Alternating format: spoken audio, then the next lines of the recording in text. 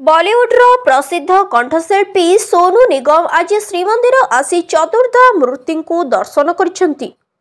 दीर्घ दिन पर महाप्रभु दर्शन पाई से बेस भाव विह्वल होई पड़िथिले। महाप्रभु दर्शन पाई से निजको भाग्यवान मन करिथिबा कहिसेंती। सेवायत माने श्रीमंदिर सिंह द्वार रे तांको खंडुआ दे स्वागत करबा सह महाप्रभु दर्शन कराइथिले। परे श्रीमंदिर भितर बेढ़ारे थिबा पार्श्व देव देवी मंदिर मध्य सोनू निगम बुली दर्शन करथिले।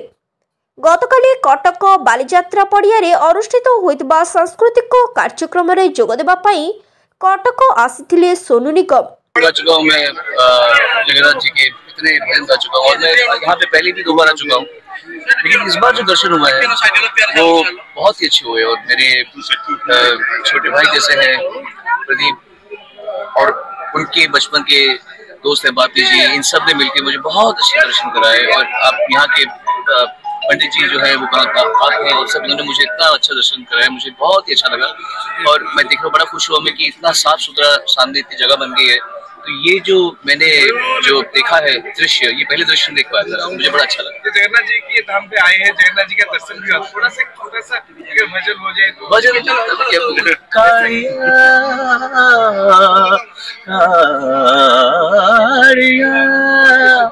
थैंक